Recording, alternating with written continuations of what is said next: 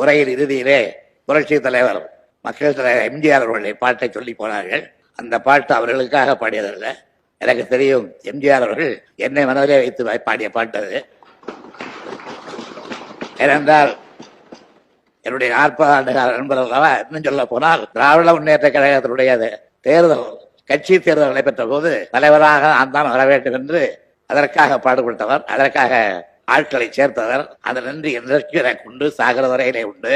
அதே போல இந்த பொறுப்புக்கு நான் வர வேண்டும் என்று விரும்பியவர்கள் அவரும் ஒருவர். ஆகவே நான் அவருக்கு எனக்கு உள்ள 40 நட்பின் காரணமாக இந்த பாட்டை அவர் சொன்னாலும் கூட இப்படித்தான் கருதி கொள்கிறேன். என்னதான் நடக்கட்டுமே, இருள் செய்து தீதி மறைகட்டுமே, தன்னாலே வெளிவர தயங்காதே, ஒரு தலைவன் இருக்கின்றான் வயங்காதே, ஒரு தலைவி இருக்கின்றான் வயங்காதே என்று சொல்லவில்லை, ஒரு தலைவர் இருக்கின்றான் வயங்காதே என்று அன்றைக்கு என்னை குறிப்பிட்டு சொன்னார். இதை இந்த அவையிலே உள்ள உறுப்பினர்கள் எம்ஜிஆருடைய அந்த நம்பிக்கையான வார்த்தையை ஏற்றுக்கொண்டு இந்த அவையை சிறப்பாக நடத்த வேண்டும் என்று கேட்டுக்கொண்டார்.